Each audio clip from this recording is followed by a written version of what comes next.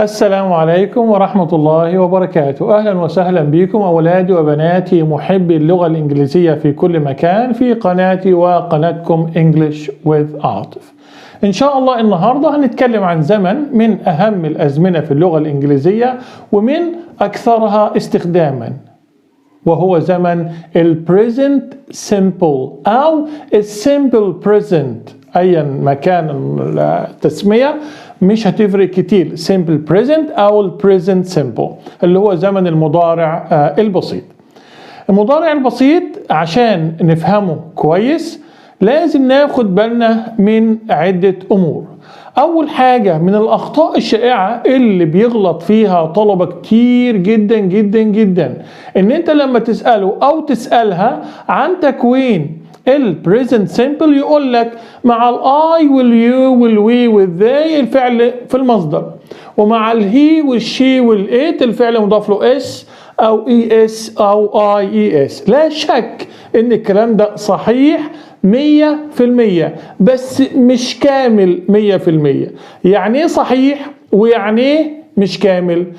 صحيح لان فعلا تكوين المضارع البسيط مع verb to do هو مع الاي واليو والوي والذي واي فاعل جمع ونحط الفعل في المصدر، ومع الهي والشي والات بنحط الفعل مضاف له اس او اس او اس.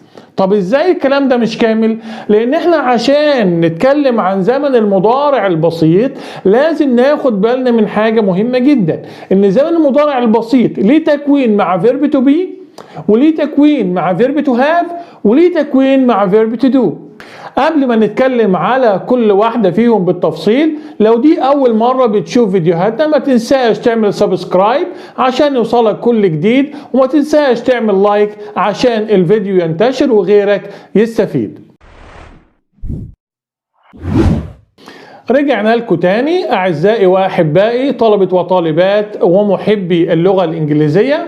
النهاردة برضو قبل ما نتكلم عن تكوين verb to be في المضارع البسيط، وتكوين verb to have مع المضارع البسيط، وتكوين verb to do مع المضارع البسيط، في ملحوظة مهمة جدا أحب أوضحها، إن شاء الله الزمن ده هيتشرح تاني على قناتنا ولكن بمستوى متقدم شوية. يعني ايه مستوى متقدم؟ يعني مستوى يناسب طلبة المرحلة الثانوية فما فوقها. أمال اللي حضرتك بتشرحه ده، اللي حضرتي بشرحه ده يناسب المرحلة الإعدادية. أما إن شاء الله المرحلة الجاية أو المرة الجاية اللي هنشرح فيها present simple هيكون متوسع شوية أو متقدم شوية لطلبة الثانوية فما فوقها. طيب نبدأ الدرس بتاعنا النهاردة. احنا من شوية قلنا عشان نفهم زمن present simple لازم نعرف إن له تكوين مع verb to be، وليه تكوين مع verb to have، وليه تكوين مع verb to do.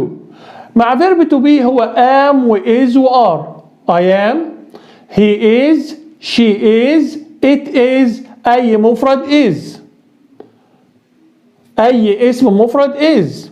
وعندي you are، we are، they are، وأي اسم جمع are.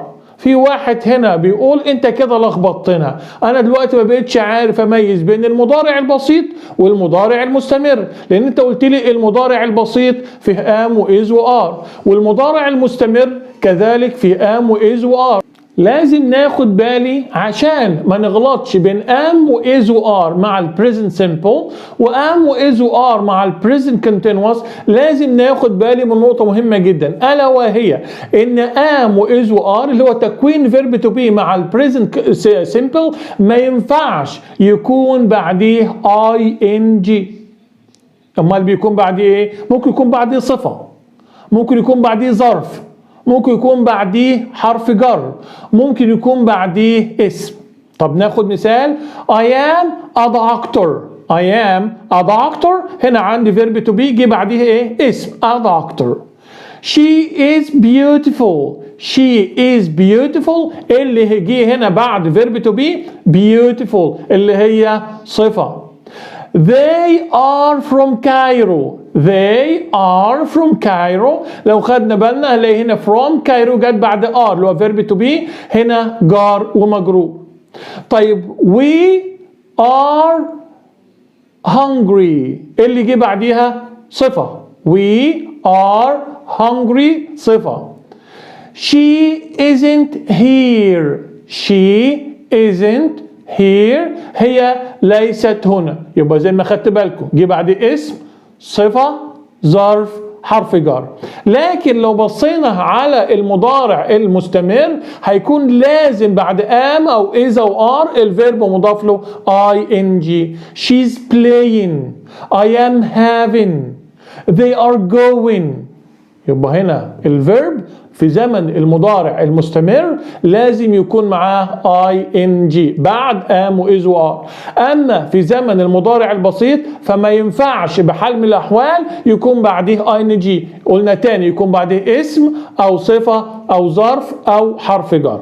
ده كان فيما يتعلق بزمن المضارع البسيط مع verb to be. النفي طبعا قلنا قبل كده لما اتكلمنا على زمن المضارع المستمر ان هو نفي verb to be منه فيه am not, is not أو isn't, are not أو aren't. طيب القسم الثاني النهاردة عندنا في التكوين اللي هو verb to have يعني يمتلك أو عنده أو لديه. ليه شكلين مع I واليو والوي والذي وأي اسم جمع. have I have, you have, we have, they have وأي اسم جمع have. ومع الشكل الثاني مع الهي والشي والإت has. he has, she has, it has وأي اسم مفرد has. ده فيما يتعلق بالتكوين. طيب ازاي ننفي verb to have؟ ازاي ننفي verb to have؟ بننفي برضو مع I واليو والوي والذي وأي اسم جمع don't have. أما فيما يتعلق بالهي والشي والإت doesn't have. اوعى تغلط تقول doesn't has. مفيش حاجة اسمها doesn't has في اللغة الإنجليزية، بنقول doesn't have. يبقى هنا الاي واليو والوي والذي في الإثبات have وفي النفي don't have. والهي والشي والإت has والنفي doesn't have. ده كان فيما يتعلق بالتكوين مع verb to have. ثالث قسم النهاردة عندنا في التكوين هو verb to do.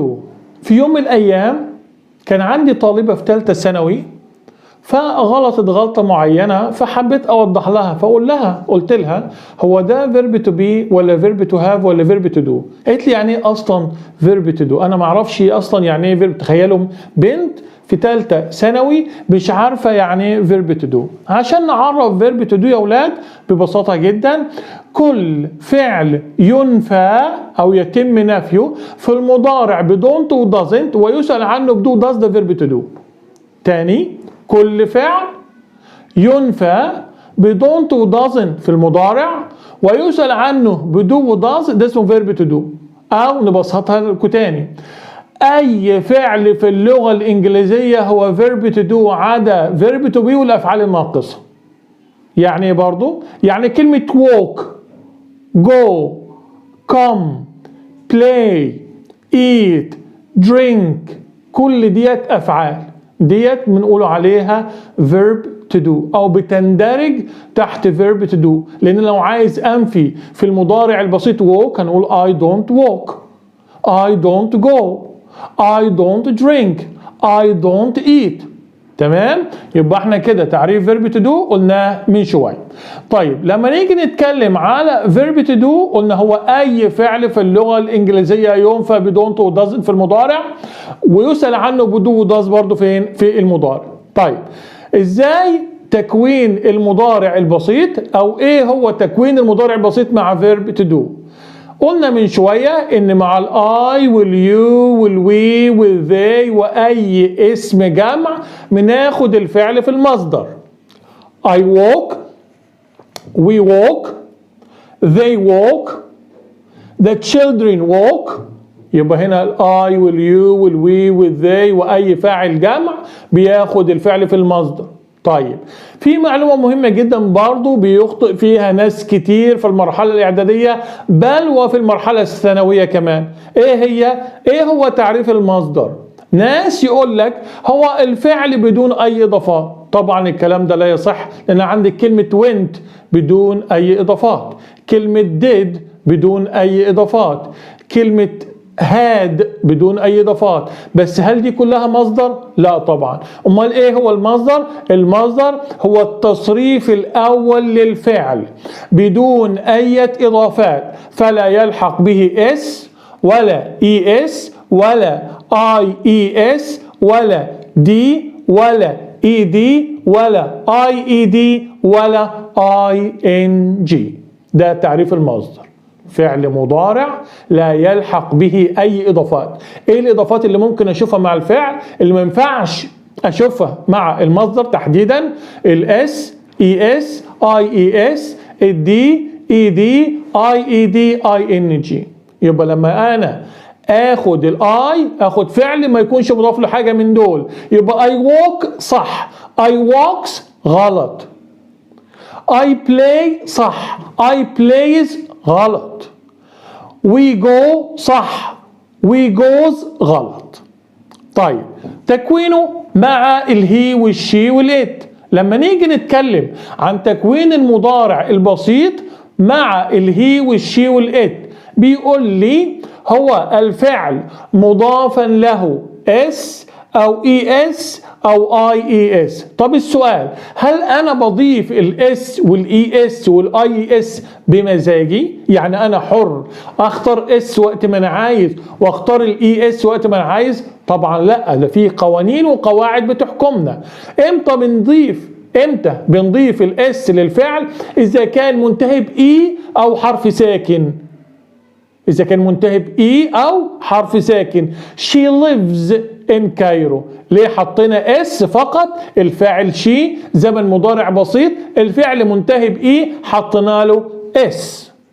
She walks to school every day. She walks to school every day. ايه اللي حصل هنا؟ الفعل عندي شي زمن المضارع البسيط، الفعل منتهي بحرف ساكن اللي هو الكي حطينا له اس. تمام؟ يبقى دي رقم واحد، يضاف للفعل اس اذا كان منتهي باي او حرف ساكن، ويكون الفاعل الهي والشي والات واي فاعل ايه؟ مفرد. طيب رقم اتنين، متى يضاف للفعل اي اس؟ متى يضاف للفعل ES؟ يضاف للفعل ES إذا كان منتهي بCH أو SH أو X أو O أو Z أو SS. تاني، يضاف للفعل ES إذا كان منتهي بCH SH X او زي اللي هو طبعا الزد. يبقى طيب تعالوا ناخد امثله. She watches TV every night. watches ليه حطينا هنا اي اس؟ هنلاحظ ان الفعل منتهي بسي اتش، هنلاحظ ان الفعل عندي شي، هنلاحظ انا بتكلم في زمن المضارع البسيط فحطينا له اي اس. طيب he washes his clothes every Friday. He washes his clothes every Friday. هو بيغسل ملابسه كل يوم جمعة. ليه حطينا هنا اي اس للفعل؟ هنلاحظ ان الفعل عندي he. طب تمام، والفعل منتهي باس اتش wash وزمن المضارع البسيط. طب مثال تالي، ندى goes to school every morning. تاني، ندى goes to school every morning. ليه حطينا هنا goes ما حطيناش go؟ لأسباب. السبب الأول الفاعل مفرد اللي هو مين؟ ندى. الفعل عندي منتهي بحرف الأو فضفنا له ES، وبعد كده الكلام كله في زمن المضارع البسيط. يبقى احنا كده اتكلمنا على تكوين verb to do مع المضارع البسيط. قلنا تاني مع الاي واليو والوي والذي فعل في المصدر، وعرفنا من شويه يعني ايه هو المصدر. ومع الهي والشي والات الفعل مضاف له اس او اي اس او اي اس. طيب امتى بقى؟ دي اخر حاجه في التكوين مع الهي والشي والات، متى يضاف للفعل اي اس؟ متى يضاف للفعل IES؟ يضاف للفعل IES إذا كان منتهي بحرف Y يسبقها حرف ساكن. تاني، متى يضاف IES للفعل؟ بنقول يضاف للفعل IES إذا كان منتهي بحرف Y قبلها حرف ساكن. طب تعالوا ناخد مثال. نورا studies English every night. نورا studies English every night. نورا بتذاكر إنجليزي كل ليلة. فعندي هنا كلمة study STUDY منتهية الواي، الفعل هنا منتهي واي قبلها حرف ايه؟ ساكن. ايه اللي بيحصل؟ عشان الفعل عندي مفرد اللي هي نورا حذفنا الواي وحطينا بدلها IES. ده فيما يتعلق بالتكوين. فاضل نقطة مهمة جدا، ازاي ننفي المضارع البسيط مع فيرب تو دو. مع الاي واليو والوي والذي بننفي don't زائد المصدر. don't زائد المصدر. ومع الهي والشي والات بننفي doesn't زائد المصدر. برضو doesn't زائد الايه؟ المصدر. طب تعالى ناخد مثال. I don't go to school on Fridays. تاني، I don't go to school on Fridays. أنا ما بروحش المدرسة يوم الجمعة. don't go. طيب عايزين دلوقتي نتكلم عن نفيه مع الهي والشي والات. he doesn't والمصدر، she doesn't والمصدر. طيب he doesn't play tennis. he doesn't play tennis. هو حد يقول لي he doesn't plays؟ لا طبعا he doesn't play. تمام كده اتعرفنا يا ولادي على التكوين مع فيرب تو بي، وعرفنا كمان ازاي ننفيها، واتكلمنا على التكوين مع فيرب تو هاف، وكمان اتعرفنا ازاي ننفيها، واتكلمنا على التكوين مع فيرب تو دو، واتعرفنا ازاي ننفيها. طيب هنتكلم دلوقتي على نقطة مهمة جدا جدا، ألا وهي الاستخدام. أنا إمتى نستخدم المضارع البسيط؟ المضارع البسيط أشهر استخدامين ليه التعبير عن عادات وأحداث متكررة. تاني، يستخدم المضارع البسيط في التعبير عن عادات وأحداث متكررة. I go to school every day. I go to school every day. أنا بروح المدرسة كل يوم. حدث متكرر. حدث متكرر. طيب تاني استخدام عندي يستخدم في التعبير عن أحداث دائمة. يستخدم في التعبير عن أحداث دائمة. زي ما أقول لك مثلا I live in Cairo. I live in Cairo. أنا بعيش. يبقى ده موطن إقامتي الدائم في القاهرة، عشان كده أنا استخدمت المضارع البسيط. طيب كده اتعرفنا على التكوين، واتعرفنا على النفي، واتعرفنا على الاستخدام. نيجي بعد كده عند ازاي اكون سؤال في زمن المضارع البسيط. ازاي اكون سؤال في زمن المضارع البسيط؟ عشان اكون سؤال لازم دائما ابدا يبدأ السؤال بفعل مساعد. طيب بناخد ايه هو الفعل المساعد؟ بيكون عندي do او does. do او does. امتى بناخد do؟ مع الحاجات اللي بتاخد مصدر، الاي واليو والوي والذي واي فاعل جمع. تاني، امتى بناخد do؟ وقلنا الحاجات اللي هي بتاخد المصدر، اللي هي الاي واليو والوي والذي واي فاعل جمع. do you play tennis؟ Yes, I do. No, I don't. Do you get up early every day? Yes, I do. No, I don't.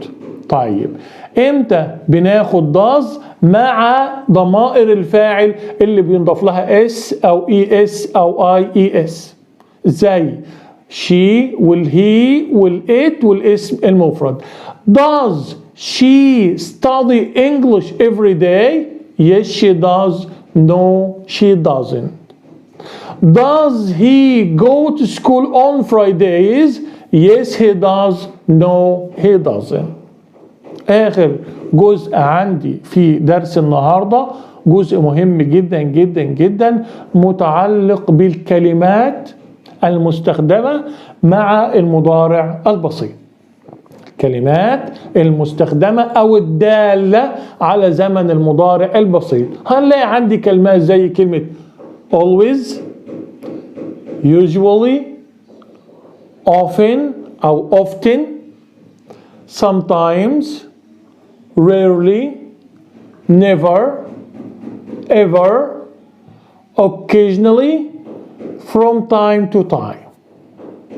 ديت كلمات بتستخدم عادة مع زمن المضارع البسيط، ولكن عندي ملحوظة مهمة جدا جدا جدا. أين نضع هذه الظروف؟ خاصة الظروف المكونة من كلمة واحدة زي always، زي كلمة never، زي كلمة usually، زي كلمة often. القاعدة بتقول إن أنا بضع ظرف التكرار قبل verb to do أو بعد verb to be. تاني القاعدة بتقول إن أنا بضع ظرف التكرار قبل verb to do أو بعد verb to be. طب تعالوا ناخد مثال. نورا always comes late. نورا always comes late. هنا عندي كلمة always جت فين؟ قبل comes، قبل verb to do. طيب شوفوا المثال الثاني. نورا is always late. نورا is always late. لو بصينا هنا نلاقي كلمة always موقعها فين؟ بعد verb to be. يبقى ده المثال اللي احنا خدناه من شوية. يقع ظرف التكرار قبل verb to do وبعد verb to be. ودي كانت آخر حاجة عندنا النهاردة، وهي الكلمات الدالة على زمن المضارع البسيط. لو دي أول مرة بتشوف فيديوهاتنا ما تنساش تعمل سبسكرايب عشان يوصلك كل جديد، ولو عجبك الفيديو اعمل لايك عشان غيرك يستفيد. والسلام عليكم ورحمة الله وبركاته.